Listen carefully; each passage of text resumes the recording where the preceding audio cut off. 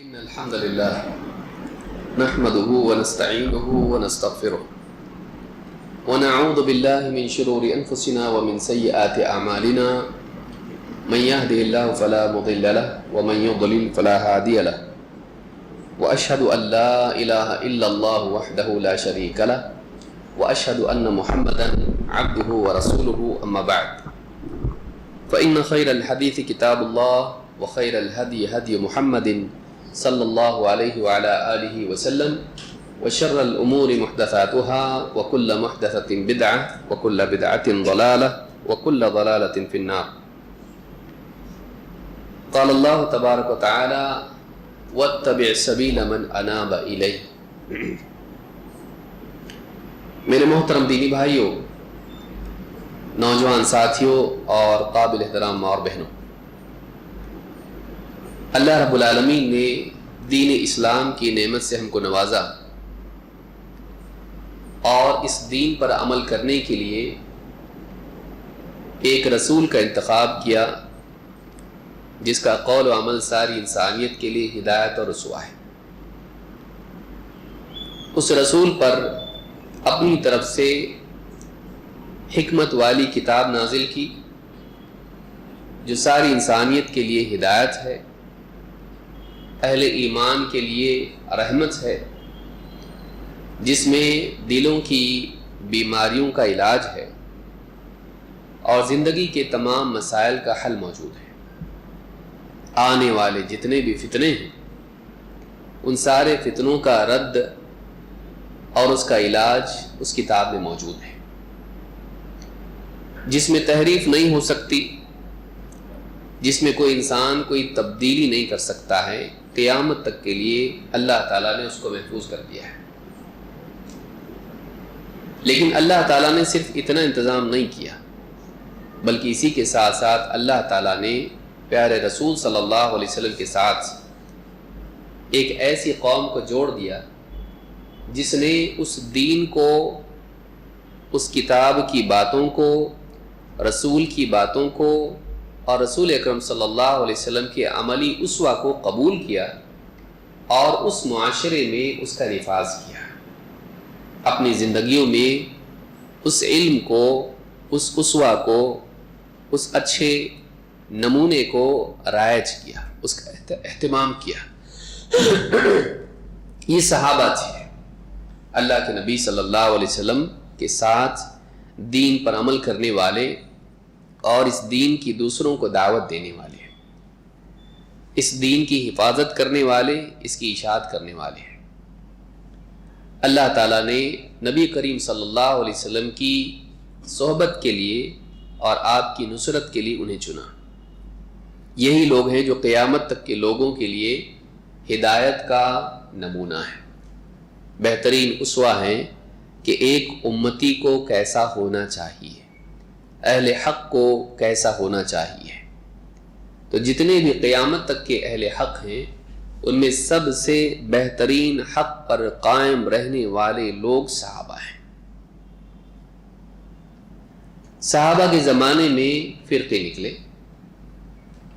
ان فرقوں میں سب سے پہلا فرقہ خوارج کا تھا، اور اس کی بڑی غلطی یہ تھی کہ اس نے اپنے آپ کو صحابہ سے کاٹ لیا، وہ صحابہ سے الگ ہو گیا دین کے سمجھنے میں اور دین کے زندگی میں، سماج میں نافذ کرنے کے اعتبار سے.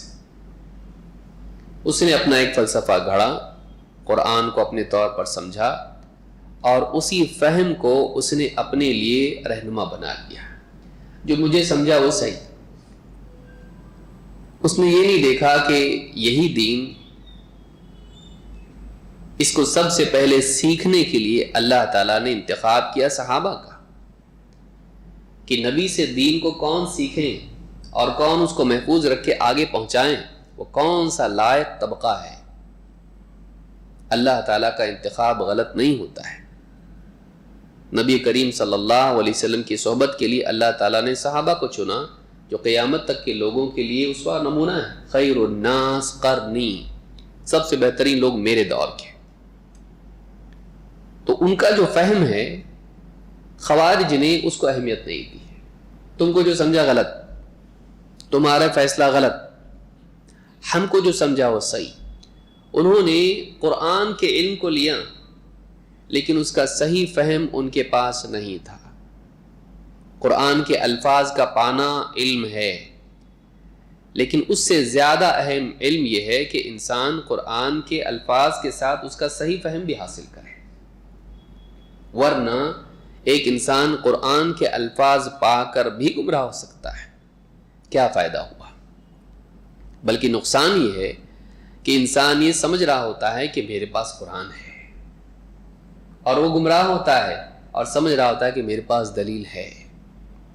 گمراہ فرقوں کا اکثر یہی حال ہوتا ہے. ان کے پاس دلیل ہوتی ہے لیکن دلیل کا صحیح فہم نہیں ہوتا ہے.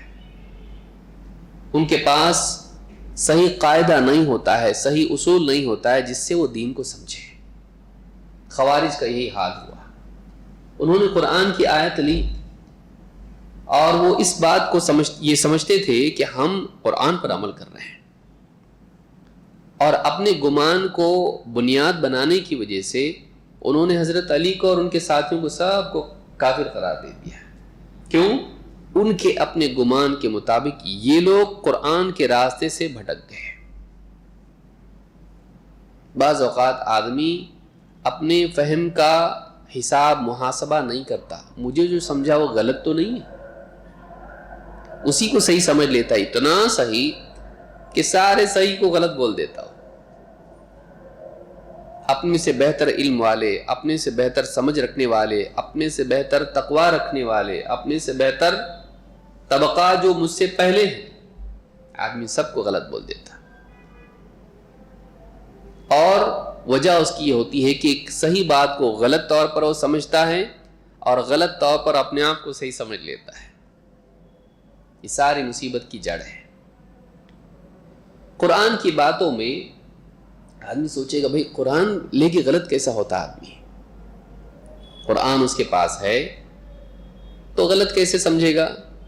کیا قرآن کے بارے میں اللہ تعالیٰ نے نہیں فرمایا وَلَقَدْ يَسَّرْنَا الْقُرْآنَ لِلذِّكْرِ فَهَلْ مِن مُدَّكِرٍ؟ ہم نے اس قرآن کو نصیحت کے لیے آسان کیا کہ ہے کوئی نصیحت لینے والا؟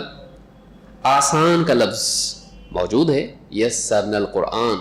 بچوں کو قاعدے جو بنتے ان کے بھی نام بعض اوقات یسرنا القرآن ہوتا ہے. قرآن آسان ہے.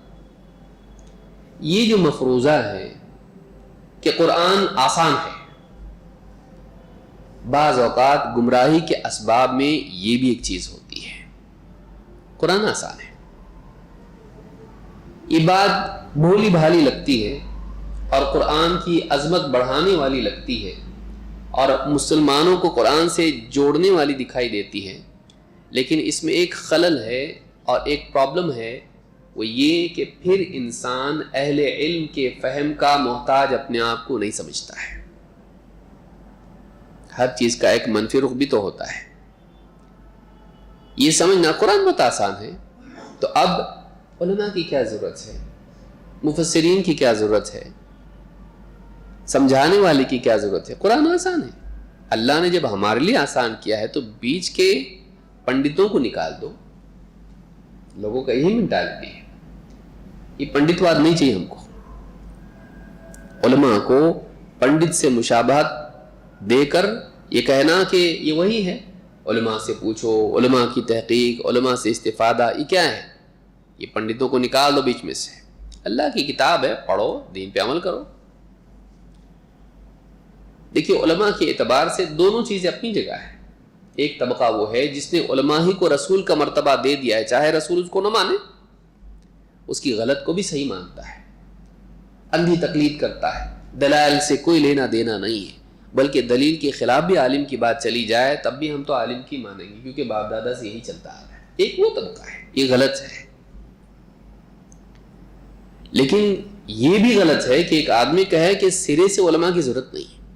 علماء سے مراد وہ لوگ جو قرآن و سنت کا گہرا علم رکھتے ہیں، خالی وہ نہیں جس کی دستار بندی ہوئی ہے. فرق یاد رکھے. علماء جب ہم بولتے، بعض لوگ بولتے ہیں کہ علماء تو ایسے بھی ہوتے ہیں، علماء تو ویسے بھی ہوتے ہیں، ہمارے مسجد کے مولوی صاحب تو ایسے. بعض اوقات آدمی علماء سن کے اپنے دائرے کے علماء کو دیکھتا ہے اور خاص کر کے ان کو دیکھتا ہے جن کا ریکارڈ اچھا نہیں ہے. بھئی کون سا طبقہ ہے جس میں برے علماء نہیں ہوں گے؟ قیامت کے دن 3 لوگوں میں سے ایک آدمی وہ بھی تو ہوگا نا جس کے پاس قرآن کا علم تھا اور اس کو منہ کے بل جہنم میں پھینک دیا جائے گا. ایسے بھی لوگ ہوں گے جو دین کے لیے نہ کریں، اپنی ذات کے لیے کریں. تجھ کو تو نے اس لیے حاصل کیا علم تاکہ تجھے قاری کہا جائے، عالم کہا جائے. کہا جا چکا. تو نے اپنی عزت کے لیے کام کیا، اللہ کے دین کی نصرت کے لیے نہیں، عبادت کے طور پر نہیں، اپنی اشاعت کے طور پر کیا تو نے. تو ایسا آدمی تو غلط ہے، اس میں کوئی شک نہیں. لیکن کیا سارے لوگ ایسے ہی ہیں؟ بھائی علماء میں برے ہیں ٹھیک ہے، عوام میں برے نہیں رہتے کیا؟ تو جب عوام میں برے رہتے، جو آدمی علماء میں سے نہیں ہے پھر اس کو بھی ان سب کے ساتھ جوڑ دیا جائے تو کیا خوش ہوگا وہ؟ علماء کے طبقے میں برے ہیں تو پھر سارے علماء برے ایسا کر دیا جائے تو عوام میں بھی تو برے ہیں، تو پھر ساری عوام بری ہے، چلے گا ایسا؟ جو عالم نہیں ہوتا ہے وہ برا ہوتا ہے، چلے گا؟ نہیں. وہ بولے گا نہیں، جو عالم نہیں رہتا اس میں اچھے بھی ہوتے ہیں برے بھی ہوتے ہیں. میں بروں میں سے نہیں ہوں، بولے گا. عالم نہیں ہوں لیکن میں ان میں سے نہیں ہوں. تو جیسا تو ان میں سے نہیں ہے، عالم میں بھی تو اچھے لوگ ہیں نا. تو طبقات میں لوگوں میں فرق کرنے کی صلاحیت لوگ کھو دیتے ہیں کہ ایک طبقہ وہ ہے عالموں کا جو اچھا ہے، ایک وہ ہے جو برا ہے.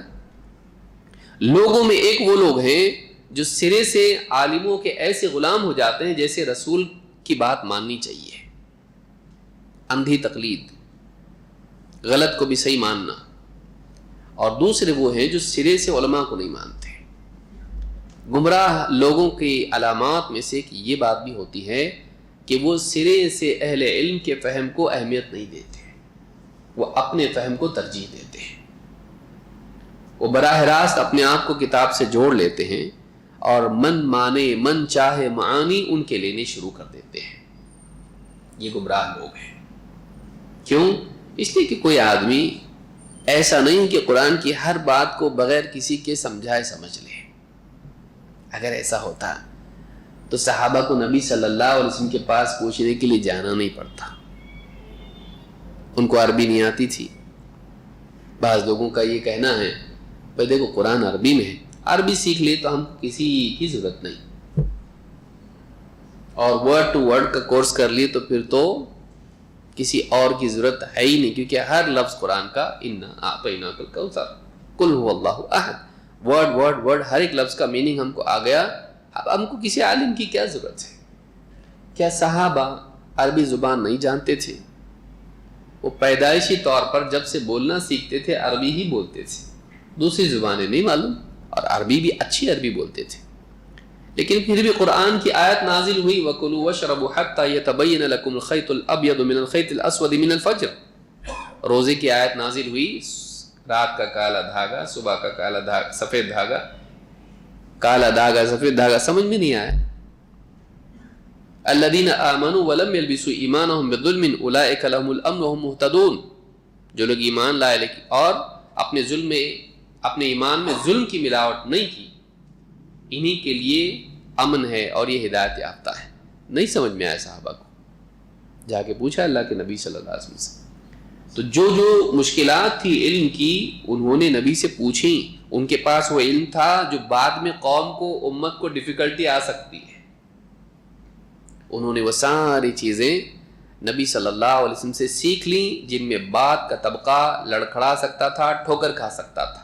اس لیے ان کی انڈرسٹینڈنگ بہت امپورٹنٹ ہے، کیونکہ پہلا طبقہ ہے جس نے سیکھ لیا نبی سے کیا کیا مشکل ہے دین میں، کیا کیا کنفیوژن ہو سکتا ہے. کلیئرٹی ان کے پاس تھی کیونکہ انہوں نے اس کی وضاحت ڈائریکٹ کس نے لی تھی؟ نبی صلی اللہ علیہ وسلم سے. تو یہ کہنا کہ عربی آ جائے تو سب سمجھ میں آتا ہے، نہیں. وہ جو سوالات، وہ جو فہم صحابہ نے نبی سے لیا اور پھر ایک ایک طبقے میں وہ منتقل ہوتا آیا، اس فہم کو لینا بھی ضروری ہے. بلکہ قرآن میں اگر دیکھا جائے تو قرآن میں خود یہ بات موجود ہے. جیسے آپ دیکھیں قرآن میں اللہ نے فرمایا وَلَقَدْ يَسَّرْنَا الْقُرْآنَ لِلذِّكْرِ فَهَلْ مِن مُدَّكِرٍ. ہم نے قرآن کو نصیحت کے لیے آسان کیا ہے تو ہے کوئی نصیحت لینے والا؟ اگر یہاں آسانی کی بات ہے تو قرآن میں اللہ تعالیٰ نے یہ بھی کہا وَتِلْكَ الْأَمْثَالُ نَضْرِبُهَا لِلنَّاسِ وَمَا يَعْقِلُهَا إِلَّا الْعَالِمُونَ. یہ مثالیں ہیں جو ہم لوگوں کے لیے بیان کر رہے ہیں اس قرآن میں. یہ مثالیں ہیں جو ہم لوگوں کے لیے بیان کر رہے ہیں.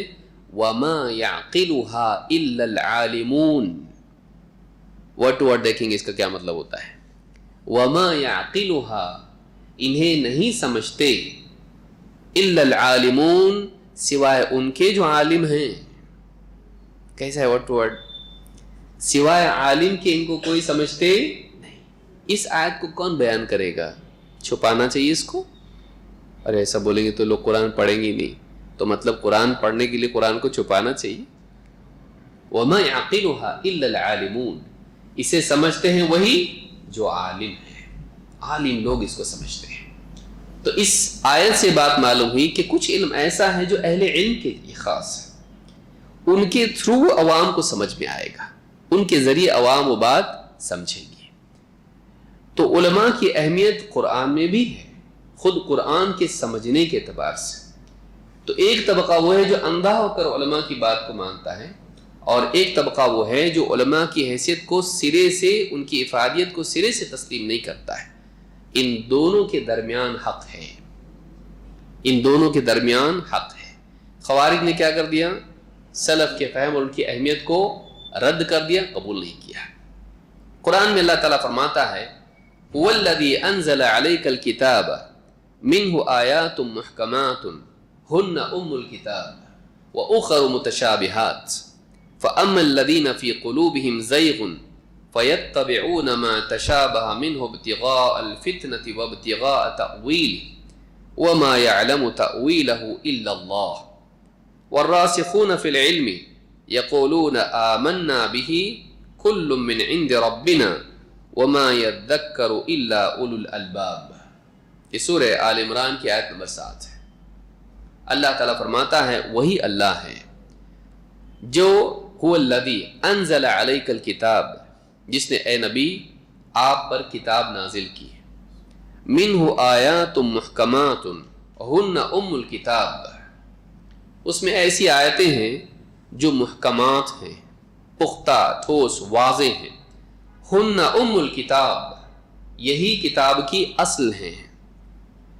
وَأُخَرُ مُتَشَابِهَاتٌ، اور اس میں ایسی بھی آیتیں ہیں جو متشابہات ہیں، جو متشابہات ہیں. فَأَمَّا الَّذِينَ فِي قُلُوبِهِمْ زَيْغٌ، تو وہ لوگ جن کے دلوں میں ٹیڑھا پن ہے، انحراف ہے، ڈیویشن ہے. فَيَتَّبِعُونَ مَا تَشَابَهَ مِنْهُ، تو وہ انہی آیتوں کے پیچھے پڑ جاتے ہیں، انہی کی کھود کرید میں لگ جاتے ہیں جو متشابہات میں سے ہیں. ابتغاء الفتنة وابتغاء تأویلہ، فتنے کی چاہت میں اور اس کی تأویل کے پیچھے پڑ کر کہ واقعی اس کا میننگ کیا ہے. وَمَا يَعْلَمُ تَأْوِيلَهُ إِلَّا اللَّهُ، اور اس کی تأویل، اس کی تفسیر، اس کی حقیقت اللہ کے سوا کوئی نہیں جانتا. وَالرَّاسِخُونَ فِي الْعِلْمِ يَقُولُونَ، اور جو علم میں گہرے ہیں، راسخ ہیں، پختہ ہیں، وہ یہ کہتے ہیں آمنا بِهِ كُلٌّ مِّنْ عِنْدِ رَبِّنَا، ہم اس پر ایمان لے آئے جو اللہ نے نازل کیا. کیوں؟ کل من عند ربنا، اس لیے کہ سب کا سب اللہ کی طرف سے ہے. وہ آیتیں جو کلیئرلی سمجھ میں آتی ہیں، اور وہ آیتیں جس میں جو متشابہات میں سے ہیں، نازل کس کی طرف سے ہوئیں؟ اللہ کی طرف سے. ہم سب پر ایمان لاتے ہیں کیونکہ یہ سب اللہ کی طرف سے ہے. وما يذکر الا اولو الالباب، اور نصیحت تو وہی لوگ قبول کرتے ہیں جو عقل مند ہیں. نصیحت تو وہی قبول کرتے ہیں جو عقل مند ہیں. اس آیت کے تعلق سے اہل علم نے بہت ساری باتیں کہی ہیں. سوال یہ ہے کہ قرآن کی آیتوں میں دو طرح کی آیتیں ہیں، ایک محکمات ہیں، دوسرے متشابہات ہیں. محکمات وہ آیتیں ہیں جو حلال و حرام اور عبادات کے احکام اور موٹے موٹے واضح احکام ہیں، جو پختہ باتیں ہیں جن کے سمجھنے میں کوئی دشواری نہیں آتی ہے.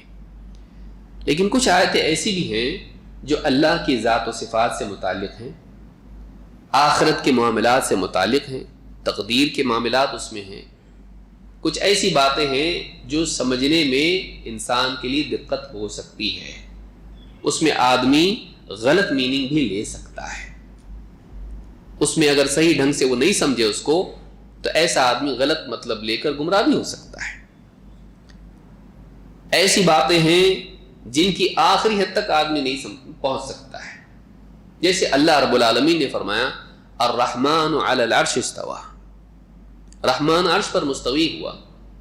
بلا شبہ یہ آیت بالکل واضح ہے، استوا اس کا معنی متشابہات میں سے نہیں ہے۔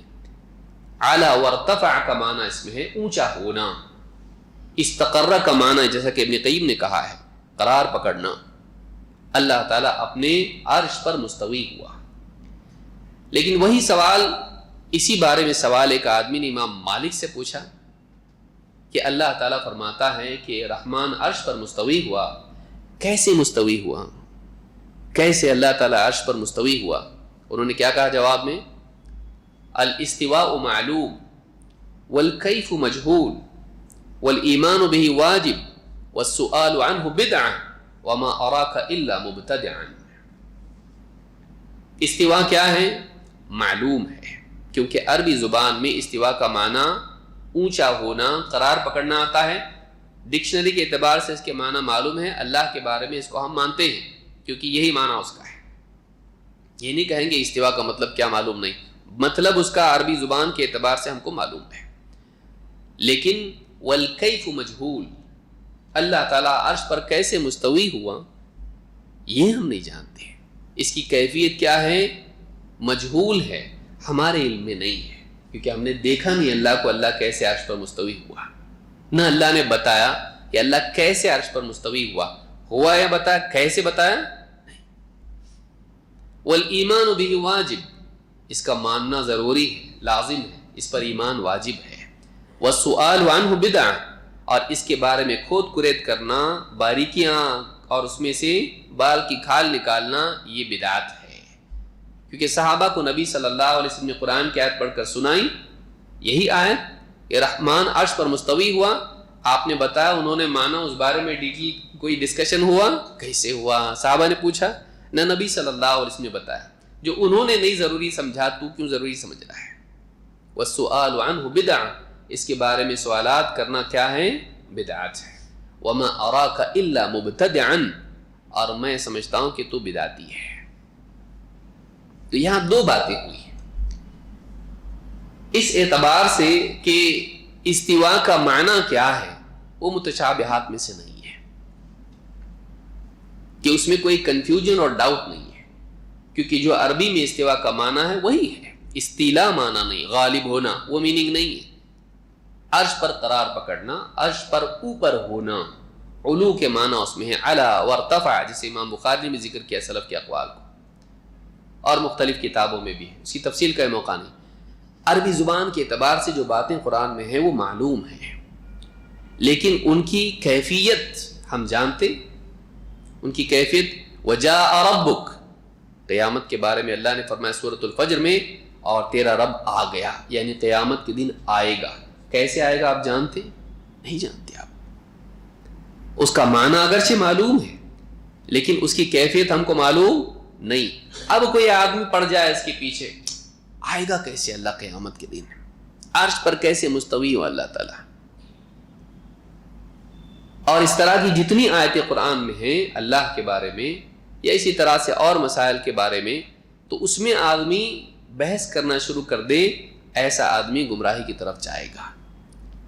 اگر اس کی ضرورت ہوتی تو نبی صلی اللہ علیہ وسلم اور صحابہ پہلے کرتے، جب انہوں نے نہیں کیا تو مطلب معلوم ہوا کہ اس کی ضرورت نہیں ہے، اور جس کی ضرورت انہوں نے محسوس نہیں کی، اس کی بعد والا کوئی آدمی اپنی طرف سے اس میں دین میں علمی اعتبار سے ضرورت اس کی کچھ بھی نہیں ہے، اگر اپنی طرف سے اس راستے پر چلتا ہے تو آدمی گمراہ ہوگا۔ تو یہاں وہی بات کہیں گے کہ کچھ آیتیں متشابہات میں سے ہیں۔ متشابہات میں علماء نے کہا کہ ایسے معاملات جن میں دونوں میننگ پاسبل ہیں، صحیح اور غلط بھی، اور اس میں غلط کا بھی امکان نکل سکتا ہے۔ مثلا قرآن میں اللہ تعالیٰ نے فرمایا انا نحن نزلنا الذکر وانا له لحافظون، اور ایسی کئی اور بھی آیتیں ہیں۔ ہم نے اس کتاب کو، نصیحت کی کتاب کو، ذکر کو، قرآن کو نازل کیا اور ہم ہی اس کے محافظ ہیں۔ یہاں پر لفظ کیا آیا؟ ہم۔ عربی زبان میں نحن پلورل کے لیے آتا ہے، جمع۔ ایک سے زیادہ کے لیے عموماً نحن کا لفظ آتا ہے۔ میں کے لیے کیا آتا ہے؟ انا۔ جیسے موسیٰ علیہ السلام کے لیے کیا کہا؟ اننی انا اللہ، اے موسیٰ میں ہی اللہ ہوں۔ تو وہاں کیا لفظ آیا؟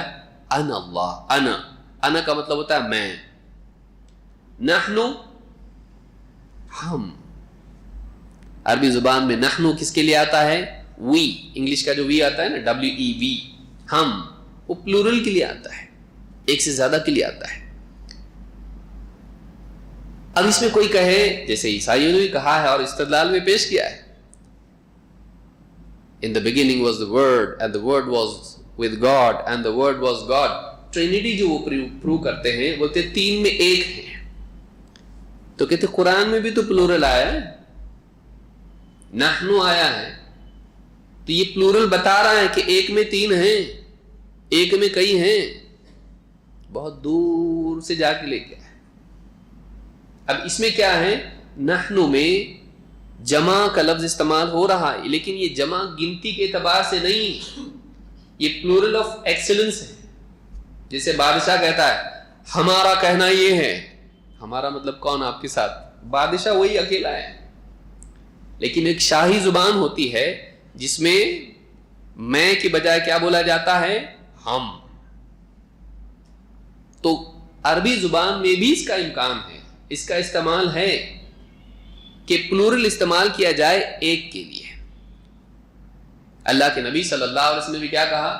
اتموا صلاتکم فإنا سفر، اپنی نماز مکمل کرو اس لیے کہ ہم مسافر ہیں۔ ہم کون؟ میں۔ عربی زبان میں کے لیے نحنو بھی بولا جا سکتا ہے، جمع بھی بولا جا سکتا ہے، لیکن ایک آدمی جس کے دل میں گمراہی ہو، سرکشی ہو، وہ کیا کرے گا؟ یہ معنی چھوڑ دے گا جو واضح ہیں، وہ معنی پکڑے گا جس میں غلط میننگ لینے کی پاسبلٹی ہو۔ جبکہ قرآن میں صاف بولا گیا وَلَا تَقُولُوا ثَلَاثَةٌ انتَهُوا خَيْرًا لَكُمْ، تین مت بولو، ٹرینٹی مت بولو، رک جاؤ، یہ تمہارے لیے اچھا ہے، ایسا بولنے سے رک جاؤ۔ تو قرآن میں اللہ نے ٹرینٹی کا کلیئرلی انکار کیا ہے۔ آدمی وہ نہیں دیکھے گا، عیسائی وہ نہیں دیکھے گا، وہ کون سی آیت لے گا؟ وہ آیت لے گا جس میں اس کے عقیدے کے لیے سپورٹ ملتا ہے۔ وہ متشابہات کے پیچھے جائے گا، جو کلیئرٹی جس میں نہیں ہے، کلیئرٹی والی آیتوں کو چھوڑ دے گا۔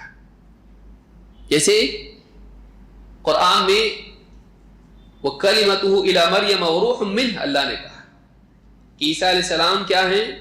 اللہ کی طرف سے مریم کی طرف بھیجا ہوا کلمہ ہے اور اللہ کی طرف سے بھیجی ہوئی روح ہے، تو ان کو کلمہ کہا گیا اور روح کہا گیا۔ اب عیسائیوں نے اس سے عقیدہ کیا نکالا کہ عیسیٰ علیہ السلام اللہ کا کلام ہے، کلمتہ، اور عیسیٰ علیہ السلام کے القاب میں سے کیا ایک لقب؟ کلمت اللہ، وہ اللہ کا کلمہ ہے۔ اب کہا کہ دیکھو اللہ کا کلام مخلوق ہوتا یا نہیں؟ اللہ کا کلام کیا ہے؟ مخلوق ہے؟ نہیں ہے۔ اللہ تعالیٰ حکم دیا تو سب پیدا ہوا نا، تو پیدا ہوا وہ مخلوق ہے، پیدا ہونے سے پہلے کیا تھا؟ کلام۔ ہو جا، انما امرہ اذا اراد شیئا ان یقول له کن فیکون۔ اللہ کا معاملہ یہ ہے کہ جب وہ کسی چیز کے لیے حکم دیتا ہے، ارادہ کرتا ہے، تو کہتا ہو جا، تو وہ چیز کیا ہو جاتی ہے؟ ہو جاتی ہے۔ تو چیز سے پہلے کلام ہے، مخلوق سے پہلے کلام ہے۔ کہتے ہیں دیکھو اللہ کا کلام ہے، مخلوق نہیں ہے۔ تو عیسیٰ علیہ السلام کو اللہ نے کیا کہا؟ اللہ کا کلمہ ہے، وہ بھی مخلوق نہیں ہے۔ مخلوق نہیں تو کیا ہے پھر؟ اگر وہ مخلوق نہیں ہے تو وہ نعوذ باللہ اللہ کا حصہ، اور مزید آگے کیا کہا رہا ہے؟ وَرُوحٌ مِّنْهُ، اس کی طرف سے ایک روح ہے، اللہ کی روح ہے یہ، اللہ کا ایک حصہ ہے اس میں، اللہ کا بیٹا ہے، اللہ تین میں کا تیسرا ہے. انہوں نے اس طرح سے آیتوں کو اپنے معنی پہنا کر جس میں کلیرٹی نہیں ہے، اس طرح سے عقیدہ ثابت کرنے کی کوشش کی، جبکہ قرآن میں صاف بتا گیا ہے. اللہ نے عیسیٰ علیہ السلام کے بارے میں کیا کہا؟ ان مثل عیسیٰ عند اللہ کمثل آدم خلقہ من تراب ثم قال له کن فیکون. عیسیٰ کی مثال اللہ کے نزدیک آدم کی طرح ہے. اللہ تعالیٰ نے انہیں مٹی سے پیدا کیا اور پھر کہا کن ہو جا تو وہ ہو گئے. اب یہ آیت کتنی کلیئر ہے کہ عیسیٰ علیہ السلام کی مثال کس کی طرح ہے؟ آدم علیہ السلام کی طرح. آدم علیہ السلام مخلوق تھے کہ نہیں؟ ٹھیک. پھر ان کو اللہ نے کس سے پیدا کیا؟ مٹی سے. اور کیا کہا کن تو کیا ہو گئے؟ پیدا ہو گئے. تو عیسیٰ علیہ السلام کی مثال بھی ایسی ہے، وہ کن سے پیدا ہوئے، وہ خود کن نہیں ہے، وہ کلمہ نہیں ہے، وہ کلمے کا نتیجہ ہے. لیکن جس کے دل میں ٹیڑھا پن ہوتا ہے وہ واضح کو چھوڑ کر غیر واضح کے راستے پر چلتا ہے. ایسی کئی مثالیں دی جا سکتی ہیں. عیسائیوں کی مثال میں نے دی جو بالکل قرآن کی آیتوں کے بارے میں انہوں نے اس طرح کا استدلال کیا. ایسے بعد کے طبقات میں مسلمانوں میں بدعات میں واقع ہونے والوں نے بھی ایسا کیا ہے. ہمارے اپنے ماحول میں آپ دیکھیے وَابْتَغُوا إِلَيْهِ الْوَسِيلَةَ، اللہ تک پہنچنے کے لیے وسیلہ تلاش کرو، جبکہ اس میں وضاحت نہیں وسیلے سے مراد کیا ہے. لیکن وسیلے کے بارے میں اپنے طرف سے گھڑ دیا کہ وسیلے سے مراد قبروں سے مانگنا ہے. یہ ایکسپلینیشن کہاں ہے؟ اس کے لیے اپنی خود ساختہ تأویلات اور تفسیر. اس کے لیے اس طرف رجوع نہیں کیا قرآن میں کہ وَمَنْ أَضَلُّ مِمَّنْ يَدْعُو مِن دُونِ اللَّهِ مَنْ لَا يَسْتَجِيبُ لَهُ إِلَى يَوْمِ الْقِيَامَةِ وَهُمْ عَنْ دُعَائِهِمْ غَافِلُونَ وَإِذَا حُشِّرَ النَّاسُ كَانُوا لَهُمْ أَعْدَاءً وَكَانُوا بِعِبَادَتِهِمْ كَافِرِينَ. اس سے بڑھ کے گمراہ کون ہوگا جو اللہ کے سوا کسی ایسے کو پکارے جو قیامت کے دن تک اس کی پکار کو نہیں سن سکتا، بلکہ وہ سب تو ان کی دعا سے غافل ہیں، نہیں سنتے. وَإِذَا حُشِّرَ النَّاسُ كَانُوا لَهُمْ أَعْدَاءً، اور جب حشر میں انہیں جمع کیا جائے گا تو ان کے دشمن بن جائیں گے. وَكَانُوا بِعِبَادَتِهِمْ كَافِرِينَ، اور ان کی عبادت کا صاف انکار کر دیں گے. یہ جاندار کرتا ہے، پتھر پیڑ نہیں. یہ ان لوگوں کی بات ہو رہی ہے جو قبروں میں مدفون ہیں، ان کی دعا سے غافل ہیں. قیامت کے دن ان کو اٹھایا جائے گا اور اس دن یہ لوگ ان کا انکار کر دیں گے جو دنیا میں ان کو پکارتے تھے مدد کے لیے. واضح آیات کو چھوڑ کر، واضح دلیلوں کو چھوڑ کر غیر واضح کو اپنے لیے دلیل بنا لینا، یہ ہمیشہ سے گمراہ طبقات فرقوں کا طریقہ کار رہا ہے. خوارج نے بھی یہی کیا، خوارج نے بھی یہی کیا، اور انہوں نے محکمات کو چھوڑ کر متشابہات کو لیا. ایسی آیتیں جن کی غلط تأویل بھی کی جا سکتی ہے، جن میں آدمی اپنی طرف سے کچھ بول کے غلط بات چلا سکتا ہے، انہوں نے اس کا اہتمام کیا اور اس کے نتیجے میں حضرت علی کو کافر قرار دے دیا ہے. اللہ نے فرمایا فَأَمَّا الَّذِينَ فِي قُلُوبِهِمْ زَيْغٌ فَيَتَّبِعُونَ مَا تَشَابَهَ مِنْهُ ابْتِغَاءَ الْفِتْنَةِ وَابْتِغَاءَ تَأْوِيلِهِ وَمَا يَعْلَمُ تَأْوِيلَهُ إِلَّا اللَّهُ، جبکہ اس کی تأویل اللہ کے سوا کوئی نہیں جانتا. یہاں دو باتیں ہیں جو علماء نے کہی ہیں، یا تو آپ کو یہاں رکنا ہے یا تو اگلے حصے پر رکنا ہے. وَمَا يَعْلَمُ تَأْوِيلَهُ إِلَّا اللَّهُ، ایک وقف یہاں پر ہے. علماء نے کہا یہ اس باب میں ہے، وقف اگر کریں تو اس سے مراد ہوگا اس کی حقیقت اللہ کے سوا کوئی نہیں جانتا، کہ اللہ عرش پر کیسے مستوی ہوا اور قیامت کے دن اللہ کیسے آئے گا. اس طرح کی جتنی آیتیں ہیں، اللہ کے ہاتھ کیسے ہیں، یہ ساری باتیں ہم جانتے نہیں، اس کی تفصیل ہم نہیں جانتے، تو اس کی حقیقت اللہ کے سوا کوئی نہیں جانتا ہے. وَمَا يَعْلَمُ تَأْوِيلَهُ إِلَّا اللَّهُ. دوسرا قول علماء کا یہ ہے وَمَا يَعْلَمُ تَأْوِيلَهُ إِلَّا اللَّهُ وَالرَّاسِخُونَ فِي الْعِلْمِ، اس کی تفسیر کوئی نہیں جانتا ہے سوائے اللہ کے اور ان کے جو علم میں بہت گہرے ہیں. یہ بھی ایک یہاں بھی وقف کیا جا سکتا ہے. اور ابن عباس رضی اللہ عنہ کہتے تھے میں ان لوگوں میں سے ہوں جو راسخ فی العلم ہے. تو یہ ان آیات کے بارے میں ہے جن آیات کی تفسیر بعض پر مخفی ہوتی ہے اور بعض پر نہیں. گہرائی کے ساتھ سمجھنے سے بات سامنے آتی ہے، گہرائی سے غور کرنے پر بات سامنے آتی ہے. مثال کے طور پر آپ دیکھیے، عمر بن خطاب رضی اللہ تعالیٰ نے لوگوں کو جمع کیا اور ان کی مجلس میں ابن عباس آیا کرتے تھے، اور بعض لوگوں نے کہا کہ تو بچہ ہے، یہ کم عمر ہے، نوجوان لڑکا ہے، یہ سینئر لوگوں کی مجلس میں یہ آئے جو کم عمر ہے. تو ایک دن حضرت عمر نے کہا کہ ٹھیک ہے. پوچھا کہ قرآن میں اللہ نے فرمایا اذا جاء نصر اللہ والفتح ورأيت الناس يدخلون في دين الله افواجا فسبح بحمد ربك واستغفره انه كان توابا، کیا ہے اس میں؟ لوگوں نے کہا اس میں بتایا گیا ہے کہ جب فتح ہو تو اس وقت میں تکبر نہیں کرنا چاہیے الی آخری مختلف اقوال انہوں نے ذکر کیا ہے. حضرت عمر نے کہا کہ ٹھیک ہے، یہ نہیں ہے، اگرچہ وہ بھی معنی ہے لیکن ایسا معنی جو تم گہرائی کے ساتھ نکال سکو وہ بتاؤ. بالکل ظاہر ہے اس کی کوئی بات ہے، اگر گہرائی کی اس کے اندر سمجھ نہیں ہے نا، ٹھیک ہے تمہارے اندر سمجھ ہے، وہ معنی بتاؤ جو چھپا ہوا ہے. جو کھلا ہوا معنی تو سبھی کو معلوم ہے، پوچھنے کی ضرورت ہے اس کی. ابن عباس سے کہا تم بتاؤ. نے کہا کہ اس میں اللہ کے نبی صلی اللہ علیہ وسلم کی وفات کی خبر دی گئی ہے کہ جب اللہ کی طرف سے فتح آ جائے، لوگ دین میں داخل ہونے لگیں، اس وقت میں آپ کو استغفار کا حکم دیا گیا ہے. یہ مشن کے کام کے مکمل ہونے کے ختم پر ہوتا ہے. جب کام ہو گیا آپ کا، اب آپ استغفار کیجئے. اب آخری چیز یہ ہے، مکمل ہو گیا، اب استغفار کی نماز پڑھیں، استغفار، فلاں استغفار. بہت سارے اعمال کے اختتام پر کیا ہے؟ استغفار ہے. تو اس میں اشارہ اس بات کا ہے کہ نبی صلی اللہ علیہ وسلم کی وفات کا وقت قریب آ گیا. کہا کہ یہ معنی ہے. تو کبھی یہ ہوتا ہے کہ کوئی بات چھپی ہوئی ہوتی ہے، وہ سب سمجھ سکتے نہیں. تو ایک معنی علماء نے یہ بھی کہا کہ ایسے معنی جو بعض پر مشتبہ ہو جائیں، وہ اس میں سے فیصلہ نہ کر پائیں کہ یہ ہے کہ یہ ہے. اس میں بعض لوگ سمجھ پاتے ہیں اور زیادہ تر لوگ نہیں سمجھ پاتے ہیں. ایک معنی اس کی یہ بھی ہے، اور یہی بات ابن تیمیہ رحمۃ اللہ علیہ وغیرہ نے بھی کہی ہے. ابن عثیمین رحمہ اللہ فرماتے ہیں وَمَعْنَى هَذَا التَّشَابُهِ أَن يَكُونَ مَعْنَى الْآيَةِ مُشْتَبَهًا خَفِيًّا. یہاں پر متشابہات کی جو بات کہی جا رہی ہے، کہتے اس کا معنی یہ ہے کہ آیت مشتبہ ہو، خفی ہو، اس کا معنی چھپا ہوا ہو، واضح نہ ہو.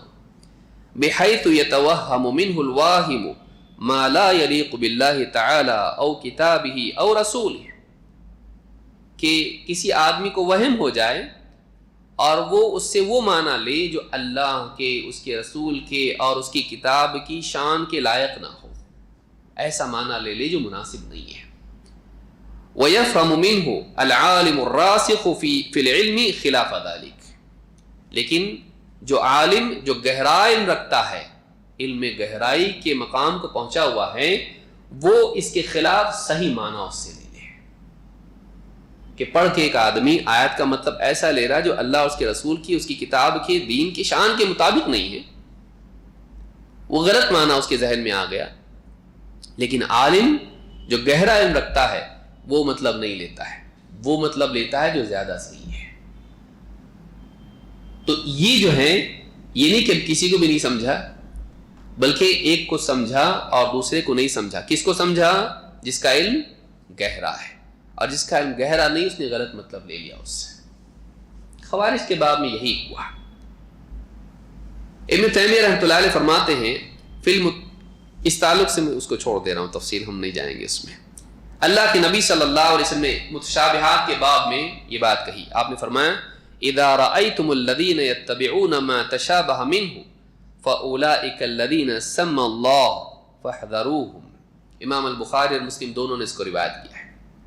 جب تم دیکھو کہ ایسے لوگوں کو دیکھو جو متشابہات کے پیچھے لگے ہوئے ہیں، ایسی آیتیں جن کے معنی واضح نہیں ہیں اور اس میں سے گمراہیاں نکالنے کا امکان ہے، ایسی آیتوں کے پیچھے پڑے رہتے ہیں تو ان سے دور رہو۔ فاحذروہم فاولئک الذین سمی اللہ، یہی وہ لوگ ہیں جن کے بارے میں اللہ تعالیٰ نے قرآن میں خبردار کر دیا ہے۔ فاحذروہم، تم ان سے دور رہو، تم ان سے بچ کے رہو۔ تو اس حدیث سے بات معلوم ہوتی ہے کہ جن لوگوں کے بارے میں اللہ کے نبی صلی اللہ علیہ وسلم نے خبردار کیا، یہ وہ لوگ ہیں جو متشابہات کے پیچھے جاتے ہیں۔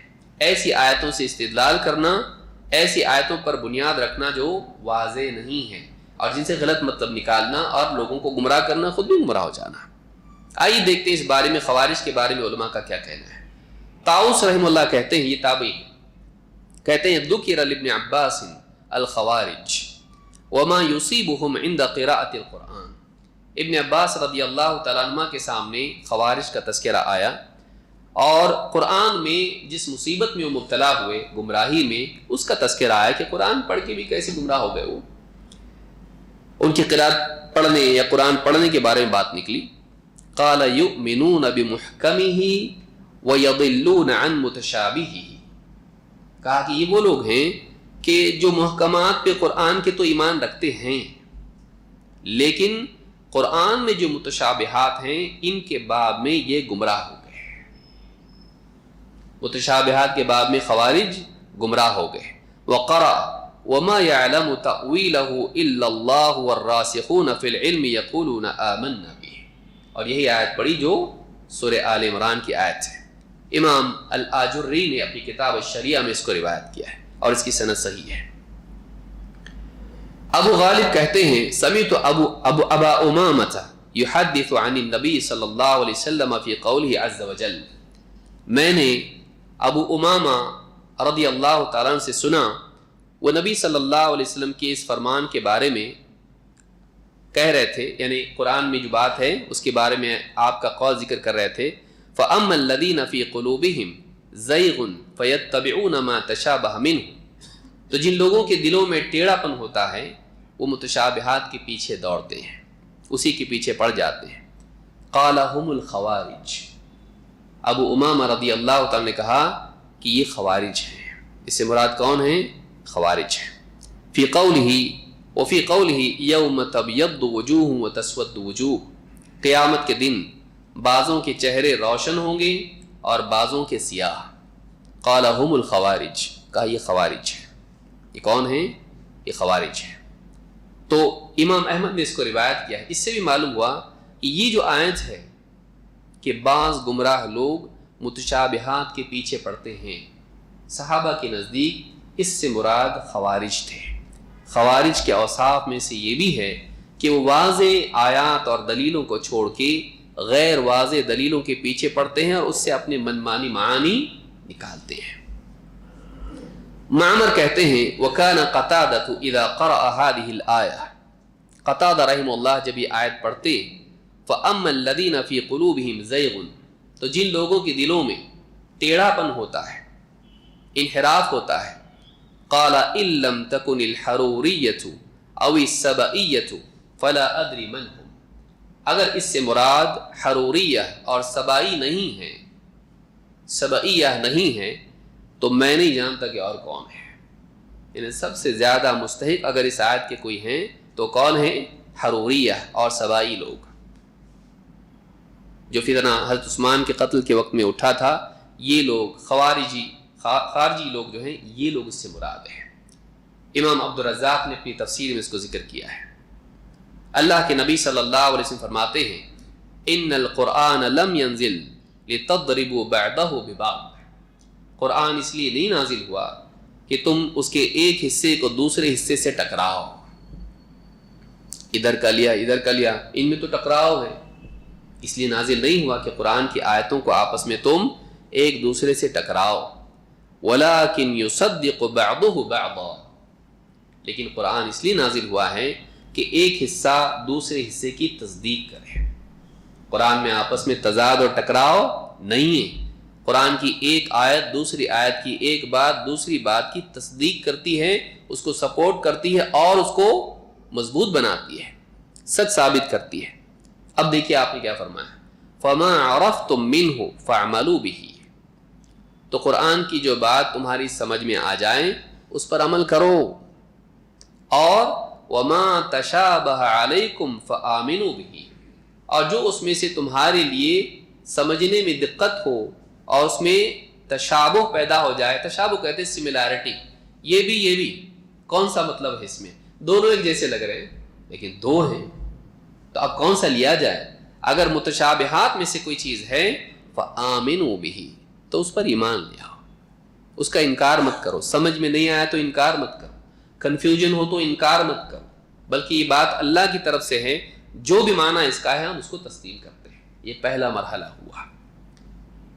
الطبقات الکبریٰ میں اس کو ابن سعد نے روایت کیا ہے، اور صحیح میں شیخ الالبانی کہتے ہیں کہ حسن درجے کی حدیث ہے۔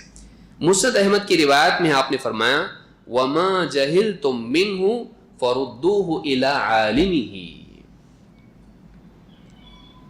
اس میں سے جو چیز تمہاری سمجھ میں نہ آئے، تمہارے علم میں نہ آئے کہ واقعی اس کا مطلب کیا ہے، وَمَا جَهِلْتُم مِّنْهُ، اس میں سے جو معنی تم کو نہیں معلوم ہو، فَرُدُّوهُ إِلَىٰ عَالِمِهِ، تو اسے اس کے جانکار کے پاس پیش کرو، یعنی اس کے عالم کے سامنے پیش کرو جو قرآن کا ماہر ہو، قرآن کی تفسیر کا علم رکھتا ہو۔ جو تم کو نہیں سمجھ میں آیا اس کو کیا کرو؟ جانکار کے پاس اس کو پیش کرو۔ تو ایک بات اس سے معلوم، یہ مسند احمد کی روایت ہے اور یہ صحیح روایت ہے، اس سے معلوم ہوا کہ قرآن کی بعض باتیں ہم کو نہیں سمجھ میں آئیں گی، تو دو کام اس میں کرنے ہیں۔ نمبر ایک، شک میں پڑھنا ہے، ایسے کیسے بول دیا اللہ تعالیٰ نے، یہ بات تو صحیح نہیں لگ رہی، سائنس کے خلاف، عقل کے خلاف تضاد لگ رہا ہے یہاں، تو ایسا نہیں کرنا ہے، بلکہ پہلے مرحلے میں کیا کرنا ہے؟ سنتے ہی آمنا بہ کل من عند ربنا، ہم ایمان لاتے ہیں، اور یہ سب کا سب کس کی طرف سے ہے؟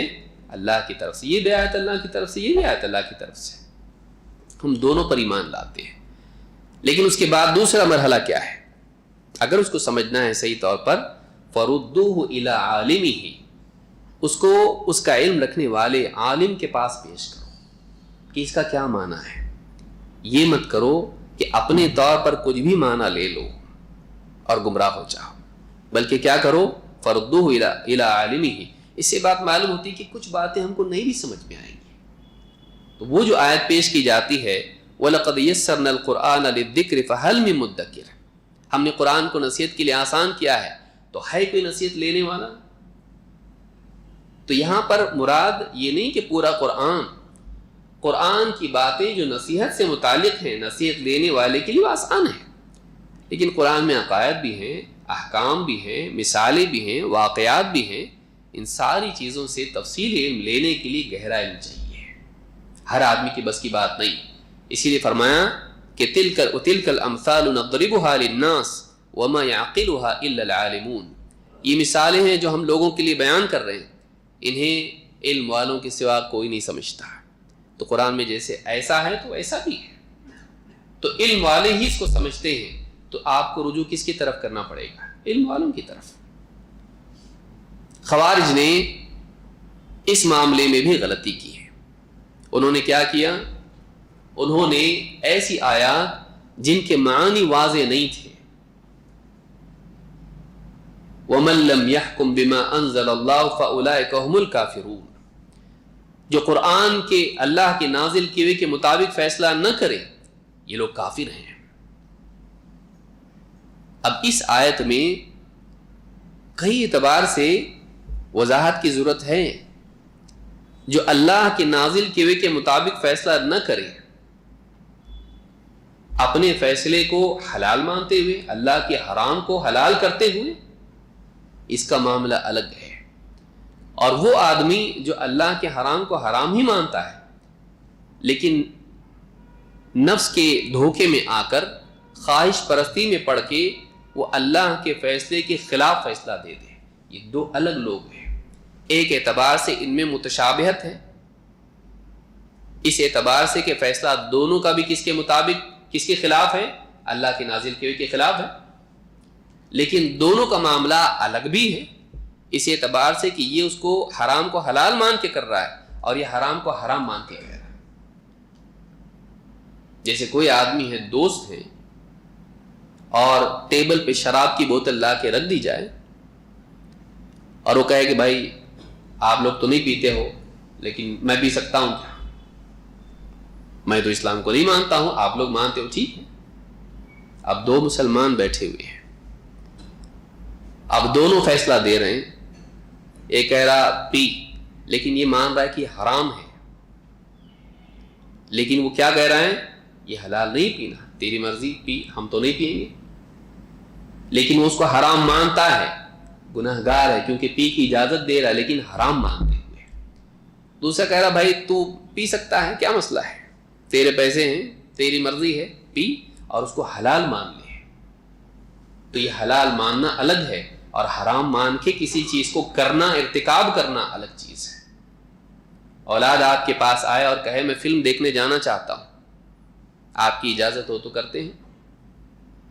نکاح ہے، رت جگہ میں ڈھول تاشے بجانے چاہتے ہیں، بیٹا بول رہا ہے کہ میں فلانا بینڈ بک کرنا چاہتا ہوں، اگر آپ کہیں تو کرتا ہوں، اگر وہ اجازت دے رہا ہے، حلال مان کے کر رہا ہے، معاملہ الگ ہے، اور حرام مانتا ہے، اس کو کہہ رہا ٹھیک ہے جا کر۔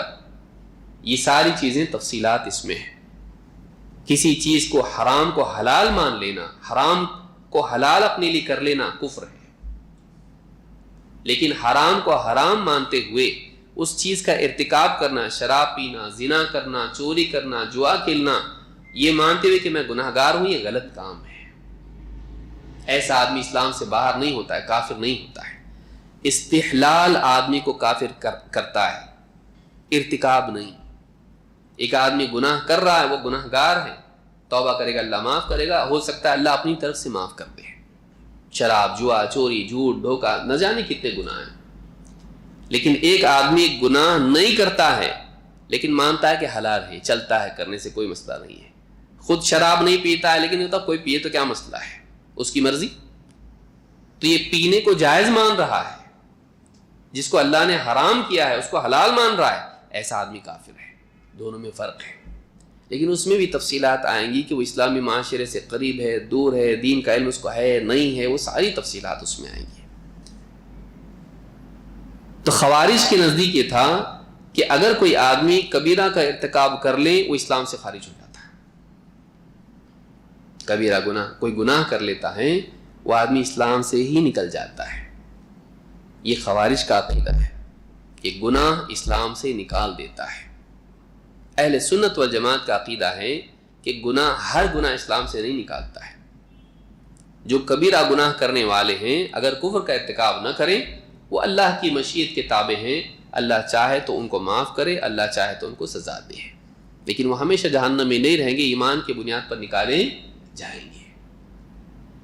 لیکن خوارج نے اس معاملے میں گمراہی اختیار کی اور غلط راستے پر نکل گئے۔ ابن تیمیہ رحمۃ اللہ علیہ فرماتے ہیں وَصَارُوا يَتَتَبَّعُونَ الْمُتَشَابِهَ مِنَ الْقُرْآنِ، خوارج قرآن میں سے متشابہات کے پیچھے پڑ گئے، ایسی آیتیں نکالتے تھے جو کلیرٹی اس میں نہیں ہے۔ فَيَتَأَوَّلُونَهُ عَلَى غَيْرِ تَأْوِيلِهِ مِنْ غَيْرِ مَعْرِفَةٍ مِّنْهُمْ بِمَعْنَاهُ وَلَا رُسُوخٍ فِي الْعِلْمِ، اور اس کے ایسے معنی لیتے تھے، ایسی تأویل کرتے تھے جو صحیح نہیں تھی، من غیر معرفت منہم بمعناہ، اور اس بنیاد پر کہ انہیں اس کے صحیح معنی معلوم نہیں تھے، ولا رسوخ فی العلم، اور نہ علم میں ان کے پاس گہرائی تھی، ولا اتباع للسنۃ ولا مراجعۃ لجماعۃ المسلمین الذین یفہمون القرآن، اور اس میں وہ سنت کی اتباع بھی نہیں کرتے تھے قرآن کے سمجھنے میں۔ قرآن کی آیتوں کو لیا لیکن اس کو سنت کے مطابق نہیں سمجھا، جو معنی چاہا لیا، عربی میں ہے پڑھو سمجھو خلاص، سنت کے تابع اس کو نہیں کیا، اس کے معنی کو۔ اور نہ مسلمانوں کی جماعت جس نے قرآن کو سمجھا، صحابہ، ان کی طرف انہوں نے رجوع کیا، ولا مراجعۃ لجماعۃ المسلمین الذین یفہمون القرآن، اور نہ اس جماعت کی طرف مسلمانوں کی رجوع کیا جو قرآن کو صحیح طور پر سمجھتے تھے۔ وہ کون سی جماعت تھی؟ صحابہ کی جماعت تھی۔ صحابہ کے معنی انہوں نے نہیں لیے، انہوں نے اس سے کیا سمجھا، جبکہ وَمَن لَّمْ يَحْكُم بِمَا أَنزَلَ اللَّهُ فَأُولَٰئِكَ هُمُ الْكَافِرُونَ، جو اللہ کے نازل کیے ہوئے کے مطابق فیصلہ نہ کرے کافر ہیں یہ۔ اس آیت کے بارے میں ابن عباس رضی اللہ تعالیٰ فرماتے ہیں کفر دون کفر، یہ کفر سے نیچے کا کفر ہے۔ یہ وہ کفر نہیں جو آدمی کو اسلام سے باہر نکال دے، یہ وہ کفر ہے جس سے آدمی گناہگار ہوتا ہے لیکن اسلام میں باقی رہتا ہے۔ تو جو آدمی اللہ کی شریعت کے مطابق عمل نہ کرے، فیصلہ نہ کرے، اگر خواہش پرستی کی بنیاد پر ایسا کرتا ہے تو ایسا آدمی اسلام سے نکلتا نہیں ہے۔ لیکن آج بھی ایک طبقہ ہے، مسلمان حاکموں کو سب کو اسلام سے نکال دیا ہے، یہ سب مرتد ہو گئے۔ کیوں؟ اس لیے کہ انہوں نے اپنی حکومتوں میں ایسے قوانین رکھے ہیں جو اللہ کی شریعت کے مطابق نہیں ہیں، تو اسلام سے باہر ہو گئے۔ کہنے والا کہتا ہے علماء بھی تو ہے نا وہاں پہ، وہ بھی باہر ہو گئے ان کی بات ماننے کی وجہ سے۔ تو یہ تکفیری لوگ ہیں، یہ تکفیری لوگ ہیں جو خوارج ہی کے نقش قدم پر چلتے ہیں۔ صحیح طریقہ وہ ہے جو صحابہ کا ہے اور اہل علم کا ہے، جنہوں نے قرآن کی آیتوں کو ان کی جگہ پر رکھا، ان سے وہ معنی لیے جو مناسب ہیں۔ بکیر ابن عبداللہ ابن اشج کہتے ہیں ان عمر بن الخطاب رضی اللہ عنہ قال، عمر بن خطاب رضی اللہ تعالی نے کہا ان ناسا یجادلونکم بمتشابہ القرآن، لوگ تم سے قرآن کی متشابہات کے بارے میں لڑتے ہیں، بحث کرتے ہیں، فخذوہم بالسنن، تو تم ان کا مؤاخذہ کرو سنن کے ذریعے سے، تم ان کی پکڑ کیسے کرو؟ سنت کے ذریعے سے۔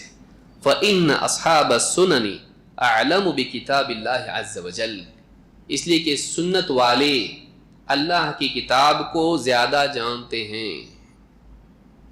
جن لوگوں کے پاس سنت کا علم ہوتا ہے، حدیث کا علم ہوتا ہے، وہ لوگ قرآن کو زیادہ صحیح طور پر سمجھتے ہیں، وہ نہیں جو قرآن کو اپنے دل سے کیسا بھی سمجھنے کی کوشش کریں صرف عربی جان کے، سائنس جان کے، بلکہ وہ لوگ جو واقعی سنت کا علم رکھتے ہیں، یہی لوگ قرآن کو صحیح طور پر جانتے ہیں۔ امام ابن بطہ نے اپنی کتاب الابانہ الکبریٰ میں اس کو روایت کیا ہے اور اس کی سند صحیح ہے۔ تو خوارج کے بارے میں آپ دیکھیں گے کہ ان کے اوصاف میں سے اور ان کی گمراہیوں میں سے ایک بڑی بات یہ تھی کہ قرآن کی آیتوں کے بارے میں انہوں نے وہ معنی لیے جو صحابہ نے نہیں لیے، اور ایسے معنی لیے جو غلط تھے، جس میں ڈاؤٹ تھا، کلیئرٹی نہیں تھی۔ واضح نصوص کو چھوڑ کر ان کا طریقہ یہ تھا کہ وہ غیر واضح آیتوں اور دلیلوں کو لیتے اور اسی کے مطابق اپنا دین بناتے ہیں۔ اس طریقے سے ہم کو بچنا چاہیے، اور اگر کوئی بات قرآن کی نہیں سمجھے تو ہم کو اہل علم کی طرف رجوع کرنا چاہیے۔ اللہ رب العالمین ہم سب کو گمراہی سے بچائیں اور قرآن و سنت کا صحیح متع فرمائیں اور سلف کے منہج پر قائم و دائم رہنے کی توفیق عطا فرمائیں۔ اقول ھذا واستغفر اللہ لی ولکم۔